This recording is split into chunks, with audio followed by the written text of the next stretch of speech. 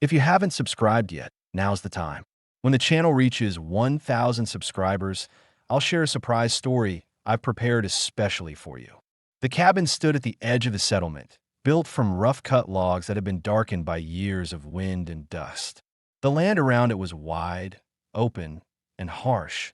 No trees to soften the horizon, only dry earth scattered with scrub and rock. The sun had already slipped low when the cowboy returned from the well, shoulders bent under the weight of the bucket. His boots dragged through the dirt as if every step cost him something. Inside, the woman kept the fire steady, crouched close to the small hearth where a dented tin pot simmered with beans and salt pork. Her hands were red from scrubbing laundry earlier, the skin raw from lye and well water. She worked quietly, trying to hold on to a rhythm that kept her mind from running too far ahead. They had been here for more than a month. Neither of them had planned it this way. She had fled the settlement after threats were made. Men who looked at her too long, who thought she had no one to protect her. He had stepped in once, breaking up a fight with a level of violence that had silenced the saloon for a week. After that, he couldn't walk away. She had nowhere safe to go, and he, with his restless past and no family left, carried a guilt that made him stay. His name was Matthew Cole, a man who had once ridden with others who lived by the gun. The weight of that history never left him. He wore it in his silence. In a way, his hand hovered near his revolver even when no threat was near. He did not trust himself to be close to people. He believed he brought danger with him wherever he went. Her name was Clara Dawson. She had been raised on a small homestead north of the settlement, but her parents were gone. Her father killed in a range dispute. Her mother lost to fever. She had tried to survive alone, taking work where she could, but the men who passed through town had seen her as a prize more than a person. Fear had become her daily companion until Cole had stepped between her and the men who would not take no for an answer. Now they lived in this cabin on the outskirts, not as man and wife, not as lovers, but as two people bound by necessity. He protected her because he could not watch another life be crushed by violence. She stayed because she had no one else who would. That night, as the beans thickened in the pot, Clara glanced toward the door, listening to the scrape of his boots outside. Every sound made her tense, a habit she couldn't shake since leaving town.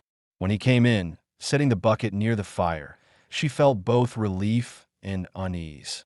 Relief because he had returned, unease because he carried with him the silence of a man still deciding whether staying was the right choice. He lowered himself onto the chair by the wall, resting his elbows on his knees, staring at the floorboards as though the weight of the day pressed too hard against him. Clara ladled beans into 2 tin bowls, her hands shaking slightly as she set his portion on the table. She studied him in the firelight, the lines around his eyes, the way his jaw clenched when he thought no one was watching. She wondered if he ever regretted saving her, if protecting her was just another burden he had taken on out of duty rather than choice. Cole's eyes lifted to hers for the briefest second before looking away. He accepted the bowl with a quiet nod. No words passed between them, but Clara felt the same question press against her chest every night. How long can silence carry two people who are both too afraid to ask for more? The night had been restless. Coyotes had circled close, their cries drifting across the plains, sharp enough to keep Clara from sleep. She lay on her cot in the corner of the cabin, clutching the thin blanket to her chest, listening to the steady creak of the wind pressing against the shutters. Across the room, she heard Cole move once or twice, the faint shift of boots on the floorboards, but he never spoke. His presence gave her a sense of safety, yet it was the kind of safety that still carried unease, like standing close to a fire that could either warm you or burn you if you got too near. When morning broke, the air was already hot. Clara stepped outside to fetch water, lowering the bucket into the well with a rope that squeaked and groaned. She kept glancing at the tree line, even though there were no trees close by, old habits of fear that refused to die. She wondered if anyone from town would ever ride this far out looking for her, and the thought alone made her grip the rope tighter. Cole was at the corral, checking the horses. His movements were deliberate, his hands sliding across the reins, tugging at the straps, making sure everything held. He said little, but Clara noticed how often his eyes swept the horizon, scanning the emptiness as though trouble could rise from the dirt itself. She realized then what had been missing in the silence of the first weeks. Why he kept so much distance, why his face rarely softened. He wasn't only protecting her, he was guarding against himself, against the fear that his presence might bring danger to her door. She studied him longer than she should have, watching the tension in his shoulders. Something in his stillness spoke louder than words. He had made a decision weeks ago to stay here, yet she could tell each morning he questioned whether that decision was right. Clara thought of the settlement, the way she had left it behind so quickly. The part she hadn't spoken of to Cole was that one of the men who threatened her wasn't just some drifter, but a ranch hand tied to a powerful family in town. It was a detail she had kept quiet, afraid it might drive Cole away if he knew the kind of trouble that could come knocking. By midday, they worked side by side without speaking.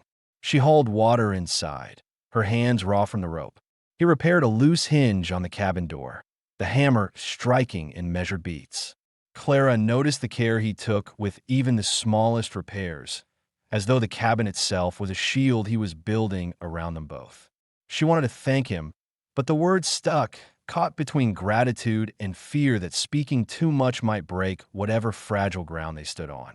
That evening, when the sun dropped low and painted the sky in dull red, Cole set his rifle across the table to clean. Clara sat across from him, sewing a tear in her dress, her fingers moving carefully through the worn cloth. For a long time, the only sound was the soft scrape of metal and thread. Finally, she asked the question that had lingered since the night before. Why do you never sleep through the night? Her voice was quiet, but it cut into the silence. Cole looked up, his eyes steady on her for a moment, then lowered again to the rifle. Because I know what's out there, he said simply. He didn't explain further, but Clara understood. His past was never far from him, and she realized that the same fear that made her hide here was the same weight that kept him awake. She did not press him, not yet. Instead, she set down her needle and folded the cloth in her lap, her thoughts turning heavy. She had given him a piece of her truth that first week when he saved her, but not all of it. Now, watching him clean the rifle with the kind of patience that only came from years of knowing violence, she wondered if she could carry the rest of her secret much longer. Because sooner or later, he would have to know why her fear ran deeper than she had admitted, and why the danger she fled from might not be finished with her. The next morning began with the same quiet routine, but the silence inside the cabin felt heavier than usual. Clara had hardly slept. Cole's answer from the night before, "Because I know what's out there," still echoed in her head. She wanted to believe his vigilance was enough to keep them safe, but her own unspoken secret gnawed at her. She had not told him the full truth about who she was hiding from, and each day that passed made the confession harder. She feared that if she admitted the man she had crossed was tied to one of the most powerful ranching families near the settlement, Cole might decide she was not worth the fight that could come. Cole noticed her distraction, though he said nothing. He sat on the porch sharpening his knife, his eyes narrowed on the blade, but his mind elsewhere. He had spent years living with danger, yet this was different. Clara depended on him. It was one thing to carry the burden of his own past. It was another to be responsible for someone else's safety. He wasn't sure he deserved that trust. His hands were steady, but his thoughts were conflicted. Was he protecting her out of choice, or was this just another way to pay penance for the blood on his own hands? By midday, he hitched the horse and told her he would ride into town for flour and cartridges. She tried to mask her unease, but her heart tightened. She hadn't returned to town since the night Cole intervened on her behalf. She avoided asking who he might see, who might notice him, who might follow him back. Instead, she nodded, keeping her voice even as she told him to be careful. When he rode off, the cabin felt emptier than ever. Clara forced herself into small tasks, hanging laundry, sweeping the floor, checking the pot of beans simmering on the fire. But the quiet outside gnawed at her nerves. She kept glancing at the horizon, half expecting riders to appear. Her secret pressed harder. She had not told him that one of the men she feared most was a Dawson brother, a man who held sway in town and would not forget the shame of being driven off in public. If they found her here, Cole would stand against them. But at what cost? Hours later, Cole returned. His horse was lathered, dust coating his coat and boots. He carried the sack of supplies into the cabin without a word. Clara saw something in his eyes, an edge sharper than usual. He set the flour and cartridges on the table, then leaned his rifle against the wall. For a long time, he said nothing, just poured himself water and drank. Finally, when the silence stretched too long, Clara asked, "Did something happen?" Cole's jaw tightened. He looked at her steadily, his voice low but firm. "Your name came up in town." The words made her blood run cold. She gripped the back of the chair to steady herself. "Who asked?" she managed. "Two ranch hands. Dawson men." He watched her closely. "You didn't tell me it was them." The question wasn't shouted, but the weight of it pressed hard.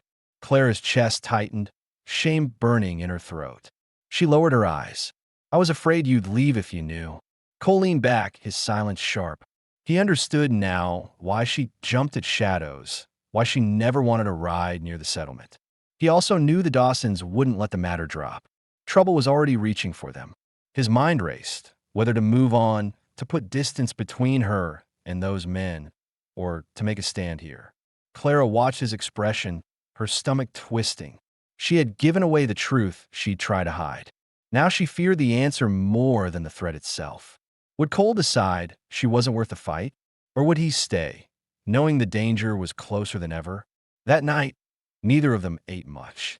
He cleaned his rifle by lamplight, and she sat at the table with her hands folded tight, both of them caught between unspoken fears and decisions that could not be delayed much longer.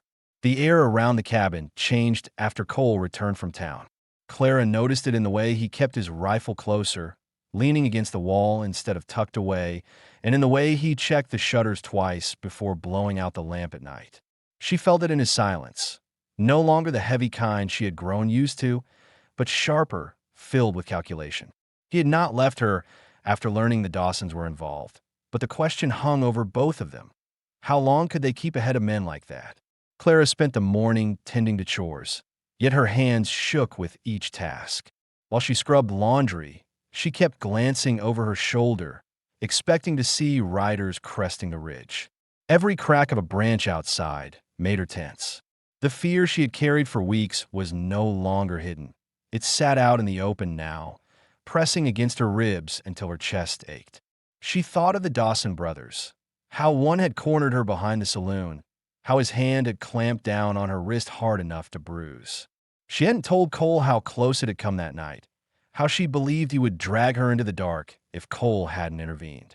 Shame and fear kept her silent, but the memory returned now, raw and clear. Cole, for his part, was restless. He saddled his horse before noon and rode the perimeter of the land, scanning for tracks. When he came back, he was quieter than usual, jaw set, movements clipped. Clara asked if he'd seen anything, but he only shook his head. Still, she could see it in his eyes. He wasn't convinced they were alone. By evening, proof came.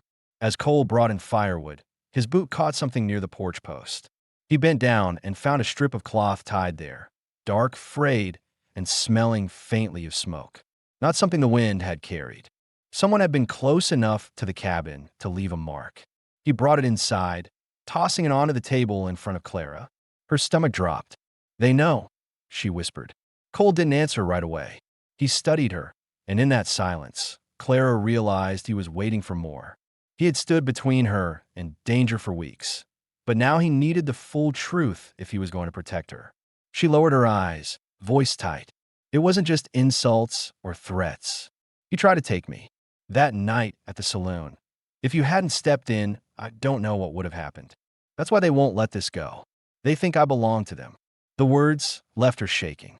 Cole listened without moving, his face drawn tight. For a long moment, the only sound was the fire snapping in the hearth. Finally, he spoke, his voice rough but steady. "Then running won't change it. They'll follow." Clara swallowed hard. She wanted to believe he meant he would stay, that he would fight for her. But his silence afterward left the thought unspoken. He cleaned his rifle that night with slow, deliberate care, while she sat across the table watching his hands, wondering what decision he was forming in his mind. The unasked question pressed between them. Would he risk himself for her when danger finally came to their door? Or would the shadows of his past push him to walk away before it was too late? The morning after Cole found the cloth, the air around the cabin was taut, as if even the wind carried warning. Clara woke early, her stomach tight with dread. She tried to focus on simple tasks, setting the fire, preparing coffee, laying out what little bread they had, but her hands fumbled and she spilled more than once. She kept hearing her own words from the night before, her admission that one of the Dawson men had tried to drag her into the dark behind the saloon. The shame of it burned in her chest, but more than that, she worried she had pushed Cole closer to leaving. He emerged from the small back room, already lacing his boots, his revolver holstered. His face carried the same unreadable tension, but there was a sharpness in his movements she hadn't seen before. He poured coffee without a word, drank it standing, and then set the cup down hard enough that she flinched. "I'll check the ridge again," he said flatly, reaching for his rifle. Clara wanted to stop him, to ask if he planned to leave her behind if trouble came, but fear tied her tongue. She watched him step outside, the door closing behind him with a thud that echoed through the cabin. Hours dragged. Clara tried to sew, but pricked her fingers until blood speckled the cloth. The silence outside gnawed at her. Then, in the late afternoon, she heard hoofbeats, steady, deliberate. She froze. Cole had not returned yet. Her first thought was to hide, but something inside her held her still. She stepped to the window and parted the curtain just enough to see a single rider, a man with a broad frame, his hat low, his vest dusty, a rifle resting casually across his saddle. He slowed near the cabin, scanning the place with eyes that searched too long to be accidental. Clara's heart pounded. She recognized the way he carried himself, confident, smug, like a man who believed no door could stay closed to him. A Dawson hand, if not one of the brothers themselves. The horse snorted as he reined in, close enough that the animal's shadow stretched across the porch. Clara backed away from the window, her breath quick and shallow. She wanted to scream for Cole, but he was still out there, circling the ridge. She could only wait. Then, behind the cabin, she heard the faint crunch of boots on dirt. Cole's voice came, low and sharp. "That's far enough." Relief and fear collided in Clara's chest. She pressed her hands together, straining to hear. The rider turned his head. "Didn't mean no harm," he drawled, but his tone carried the arrogance of a man who had come with purpose. "Heard there was a woman out here. Just making sure she ain't lonely." Clara's throat tightened. Cole stepped into view, rifle in hand, his stance wide and steady. "You heard wrong. Turn back." A long silence stretched between them. The rider smirked, tipped his hat, and tugged the reins. "Reckon I'll be seeing you again," he said, before nudging his horse away, slow and deliberate, as if marking the path for others to follow. Cole didn't lower his rifle until the rider was a speck against the horizon. When he came back inside, Clara was trembling. She wanted to tell him how terrified she'd been, how the sight of that man had brought back every memory she'd tried to bury. But when she looked at him, she saw more than her own fear. She saw the storm building inside him. "I should have known it wouldn't take them long," Cole muttered, setting the rifle against the wall. He paced once across the room, then stopped, his jaw set. "You should have told me from the start." Tears welled in Clara's eyes. "I was afraid you'd leave." He looked at her hard, and for a moment, she believed he might still. But then he exhaled slow, shaking his head.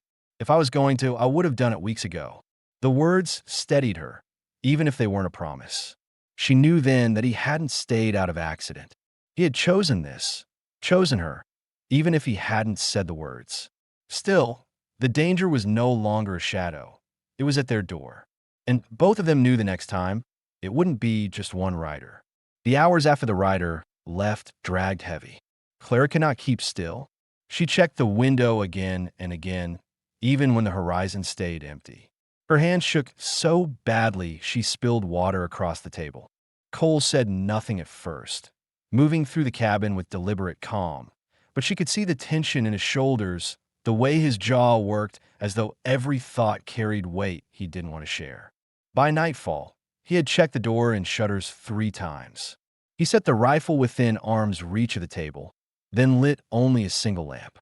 The small flame threw long shadows across the room, pressing them into a silence that felt as sharp as the danger outside. Clara finally spoke, her voice breaking. "They'll come back. You know that, don't you?" Cole looked up at her, eyes steady, voice low. "Yeah, and not alone next time." Her chest tightened. For weeks, she had lived with the fear that the Dawsons would find her, but now it was no longer a distant threat. It was a certainty. She had not told Cole the full story of that night in town, and part of her knew he would need it now. She swallowed hard and forced the words out. It wasn't just the one brother. The others laughed, like they'd already decided what would happen to me. When you stepped in, you didn't just shame one man. You humiliated all of them. That's why they won't stop. Cole leaned back slowly, his eyes locked on hers. For the first time, she saw him register the full truth. He rubbed his hand across his face, silent for a long moment before answering. "So they'll keep coming until I make them stop." The finality of his tone chilled her. "What does that mean?" she whispered. "It means I can't just guard the door and hope they ride on." His voice was even, but the steel underneath was clear. "They'll push harder each time. Sooner or later, we'll have to face it head on." Clara wanted to argue, to tell him they could run farther west, hide deeper in the wilderness. But she knew Cole was right. Men like the Dawsons would not forget, and their pride would not allow them to let her escape. If Cole chose to stay, it meant a fight she wasn't sure either of them could survive. Later that night, as the fire died low, Clara sat on her cot, staring at the ceiling. She thought of her father, who had once told her that survival on the frontier wasn't about strength. It was about who stood beside you when the storm came. She realized she was asking Cole to do what no one else had ever done. Stand with her, not just for a night, but for whatever came. Cole sat in the chair by the door, his rifle across his knees, his eyes fixed on the dark window. He looked like a man ready for war, but Clara saw more beneath it. He wasn't just guarding the cabin. He was wrestling with himself. The ghosts of his past whispered that he ruined every life he touched, that staying too close to anyone would only end in grief. Yet here he was, still in that chair, still keeping watch. Near midnight, Clara rose and crossed the room. Her hand hovered before she set it gently on his arm. He flinched at the touch but did not pull away.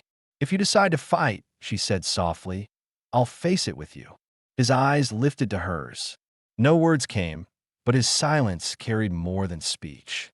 For the first time, she saw the possibility that he wasn't staying out of guilt or duty, but because something in him needed her as much as she needed him. When dawn came, the world outside was quiet, but both of them knew it wouldn't last. The Dawsons had tested the ground, and now they would return. The only question left was when, and whether Cole's decision to stay would hold when the dust rose on the horizon again. The days after the riders' visit moved with a grinding slowness, every sunrise carrying the weight of expectation. Clara tried to keep her hands busy, mending clothes, cooking meals, drawing water from the well, but she jumped at every sound, every shift of the wind. She told herself she had grown used to silence, but this was different. This silence was waiting for the inevitable. Cole moved the same way he always had, repairing tools, checking the horses, riding the ridge, but now each action felt sharper, edged with the knowledge that the Dawsons were closing in. On the third morning, the horizon answered their fears. Dust rose against the clear sky, not the kind carried by wind but stirred by hooves. Clara stood at the window, her throat tightening as shapes emerged. 3 riders, moving slow and steady, as if they wanted to be seen. Her pulse hammered in her ears. She turned to Cole, who was already reaching for his rifle. "They've come," she whispered. Cole's eyes flicked toward her, calm but unreadable. "Stay inside, no matter what." Her instinct screamed to argue, to beg him not to step into their line of fire, but the words caught in her throat. She knew nothing she said would change what he had already decided. He opened the door, the hinge groaning, and stepped out into the hard daylight. The 3 riders halted a short distance from the porch. Their leader, A thick-shouldered man with a scar cutting across his cheek leaned forward in his saddle. Clara recognized him instantly, one of the Dawson brothers. Her stomach lurched. "Well," the man called, his voice carrying across the yard. "Didn't expect to see you still standing, Cole. Folks in town said you were smarter than to hide a thief's daughter out here." The insult hit Clara like a slap. Her father had fought for their land, not stolen it, but the Dawsons had spread their own version of the truth, branding her family as troublemakers. She bit her lip hard enough to taste blood, forcing herself not to cry out. Cole stood firm, his rifle steady at his side. "She's under my protection. You ride on." The second rider, younger, with cruel eyes, spat into the dirt. "You think you can shame us in front of a whole town and walk away clean? She belongs to us. You know it, and so does she." Clara's chest tightened. She pressed her back against the wall, hands trembling at her sides. For weeks she had asked herself the same question. Why hadn't Cole claimed her? Why had he kept his distance? Now, hearing the Dawsons' words, she understood the danger he had carried in his silence. By not stepping closer, he had hoped to keep her safe from this very storm. But the storm had come anyway. Cole's voice cut through her thoughts, low and firm. "She belongs to no one. You'll turn around now." A tense stillness settled. The eldest Dawson smirked, lifting his hand as though to give a signal. "Or what? You'll shoot us down on your doorstep?" Cole raised the rifle, aiming steady. "If I have to." From her place inside, Clara's knees weakened. She gripped the edge of the table, heart slamming against her chest. The air outside seemed to hold still, caught between words and bullets. The Dawsons did not draw. Not yet. They traded glances, their arrogance simmering against Cole's unshaken stance. Finally, the eldest leaned back in his saddle, sneer twisting his mouth. "You made your choice, Cole. You'll regret it." With that, he tugged his reins, turning his horse. The other two followed, slow at first, then breaking into a gallop that sent dust swirling in their wake. Cole lowered the rifle only when they were gone. He stood on the porch for a long moment, shoulders tight, breathing hard through his nose. When he finally stepped back inside, Clara searched his face. "They'll come back," she said, her voice raw. "I know," he replied. He set the rifle against the wall and looked at her directly, no longer avoiding her gaze. "Next time, it won't just be words." Her fears surged, but so did something else. For the first time, Cole had claimed to fight out loud, not just for her safety, but for her. The silence that had defined the weeks between them was breaking piece by piece, and she realized the decision he had wrestled with in the dark was already made. The Dawsons would return, and when they did, Cole would not run. Neither would she. The Dawsons did not wait long to return. 2 days after the standoff on the porch, Clara and Cole woke to the sound of riders approaching fast, the ground trembling under the weight of hooves. Clara's breath caught in her throat. She rose from her cot, heart pounding, while Cole already had his rifle in hand. His face was set, no hesitation, no doubt. This time there were 5 of them. Clara saw them from the window, 3 Dawson brothers and 2 hired hands. They came hard, dust trailing behind, stopping in a half circle before the cabin. Their leader, the Scar brother, shouted up at the porch. "Last chance, Cole. Step aside, and we'll take what's ours." Cole stepped out slowly, rifle raised, his frame steady against the sun. Clara pressed herself to the window, every muscle trembling. She feared this was the moment she would lose him, but she couldn't stay silent. She pushed the door open and came to stand behind him, her voice shaking but clear. "I'm not yours. I never was." The eldest Dawson sneered, his hand twitching toward his holster. "Then you'll both die out here." The draw was fast, too fast for Clara to see clearly. But Cole had lived his whole life in the space between survival and death. His rifle cracked, and one of the Dawson hands dropped from the saddle. Another bullet split the air, sending the second hand's horse rearing. Clara covered her ears, the thunder of gunfire drowning out her own heartbeat. When the smoke cleared, 2 riders lay still in the dust, and the others had scattered back behind their horses. The eldest Dawson cursed, blood streaking his arm where Cole's bullet had grazed him. He glared across the yard, but Clara saw the shift, the arrogance faltering replaced by the knowledge that Cole would not break. "You've made yourself an enemy," the Scar brother spat, but his voice carried less certainty than before. "This isn't over." Cole's rifle didn't waver. "It is. You come back here again, and I won't miss." The Dawson brothers hesitated, pride battling fear, until finally they pulled their reins and rode off, leaving their dead behind. The sound of their retreat faded into the distance, and the world fell quiet again. Clara's knees gave way, and she sank onto the porch steps, her hands shaking uncontrollably. Cole lowered his rifle, then crouched beside her. For weeks, she had wondered why he hadn't claimed her, why he had kept himself at a distance. Now, looking at his face streaked with sweat and dust, she understood. He had been afraid of bringing his violence into her life, afraid of destroying the very thing he wanted to protect. She reached for his hand, gripping it tight. "You stayed," she whispered. His eyes met hers, and for once he didn't look away. "I stayed," he said, voice steady, "because I can't walk away from you. Not now, not ever." The words hit harder than any bullet. Clara felt the fear inside her loosen, replaced by something steadier. Trust, fragile but real. She leaned against him, and for the first time since her father's death, she felt the weight of safety settle over her. That night, they buried the fallen men behind the ridge, silent but certain. When they returned to the cabin, the firelight cast a warm glow across the walls. The shutters no longer felt like barriers, the silence no longer like a prison. For the first time, Cole sat at the table not as a man guarding distance, but as someone who had chosen to remain. Clara set 2 bowls down, her hand still trembling but steadier than before. He looked at her, and in his eyes she saw not the haunted shadows of his past, but the decision he had finally made. The waiting was over. The fight was behind them, and the cabin that had once been only a place of survival now held something more lasting, a home built not out of fear but out of choice.